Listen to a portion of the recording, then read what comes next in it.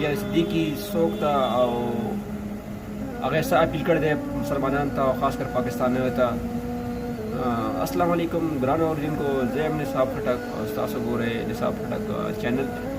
جی ملګرو، ډاکټر عافیه صدیقي ډېر وخت نه په امریکا کې قید ده.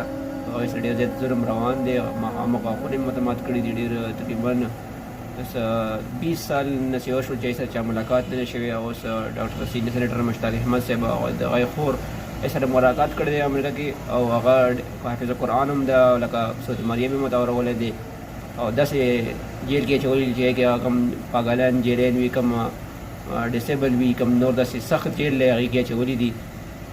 نو هغې ډېر زیات یې سره ظلم روان دی، او هغې چې کوم دی نو ډېر زیات په تکلیف کې دي.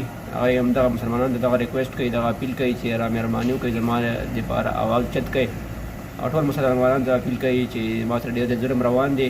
او مونږ په ملک کې خو چې څوک مونږ قیدي ونیسو یا بهر مونږ په لاس ونیسو نو مونږ په چای هم وڅښو، څنګه چې ابینندن مو ونیولی و هغه هم چې کوم دی مونږ نه بس چای وڅښئ او بیا مونږ 24 ګنټې دننه امریکې ته انډیا ته واپس واستو. نو دا زموږ د ملک حال دی. الله دې مونږ باندې رحم وکړي.